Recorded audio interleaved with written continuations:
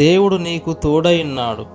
యెహోవా దూత అతనికి కనబడి, పరాక్రమం గల బలాఢ్యుడా, యెహోవా నీకు తోడైన్నాడు. అంతటా యెహోవా అతని తట్టు తిరిగి, బలము తెచ్చుకొని వెళ్ళి ఇశ్రాయేలును రక్షింపుము.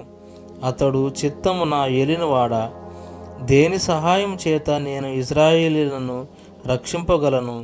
నా కుటుంబము మనుష్య గోత్రములో ఎన్నిక లేనిదే, నా పితరుల కుటుంబములోనూ నేను కనిష్ఠుడనై ఉన్నానని ఆయనతో చెప్పెను. న్యాయాధిపతులు 6:12-15. దేవుడు తన గొప్ప పని నిమిత్తమై గిద్యోనును ఎన్నుకొని దాని కొరకు అతనిని ప్రత్యేకపరచుటను మనమిచ్చుట చూచుచున్నాము. పైన చెప్పబడిన 15వ వాక్యము గిద్యోను ఎంత అనర్హుడుగాను బలహీనుడుగాను కనిపించుచున్నాడో చూపుచున్నది. జనులను సిగ్గుపరచుటకు వెర్రివారిని దేవుడు ఏర్పరచుకొని ఉన్నాడు. బలవంతులైన వారిని సిగ్గుపరచుటకు లోకములో బలహీనులైన వారిని దేవుడు ఏర్పరచుకొని ఉన్నాడు. ఎన్నికైన వారిని వ్యర్థము చేయుటకు లోకములో నీచులైన వారిని, తృణీకరింపబడిన వారిని, ఎన్నికలేని వారిని దేవుడు ఏర్పరచుకొని ఉన్నాడు అనున్నది ఎంత వాస్తవమైనది. 1 కొరింథీ 1:27-29.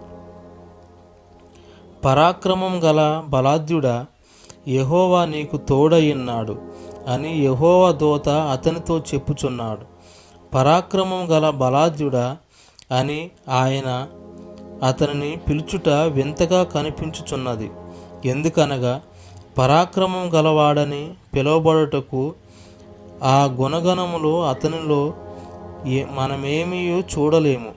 అంతేకాక చిత్తము నా ఏలినవాడా, యెహోవా మాకు తోడయుండిన ఎడల ఇదంతయు మాకేలా సంభవించినను? మా పితరులు మాకు వివరించిన అద్భుత కార్యములన్నీ ఏమాయను అని అతను అడిగిన ప్రశ్నలే అతడు నిరాశతో నిండి ఉన్నాడని రుజువుపరచుచున్నవి. న్యాయాధిపతులు 6:13. అప్పటికి దేవుడు అతనిలోను మరి అతని ద్వారా క్రియ చేయుటకై గిద్యోను యొక్క నిరాశపూరితమైన స్థితి ఒక ఆటంకముగా కనిపించలేదు. సర్వశక్తి గల దేవుని కృప గిద్యోనును దైవ సేవకునిగా ఎన్నుకునుట మాత్రమే కాక ఇశ్రాయేలీ జనులకు నాయకుడిగా ఉండుటకు కూడా ఏర్పరచుకొనెను.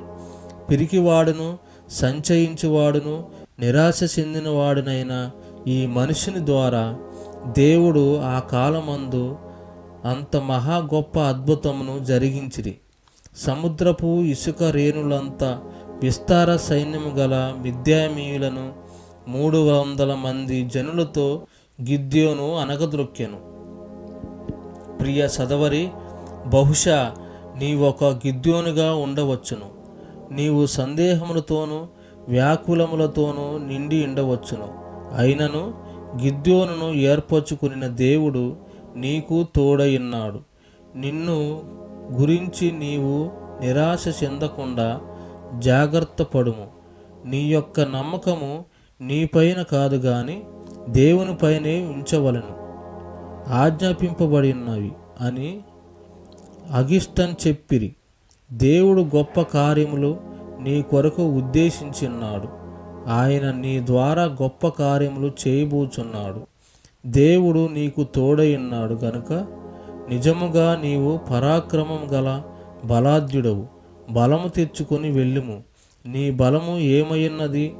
దేవుడు నీతో ఇండుట, మహిమ గల దేవుడు నీకు తోడై ఇండుట, మరియు జయము ఇచ్చు దేవుడు నీకు తోడైండుటే ఆ బలము.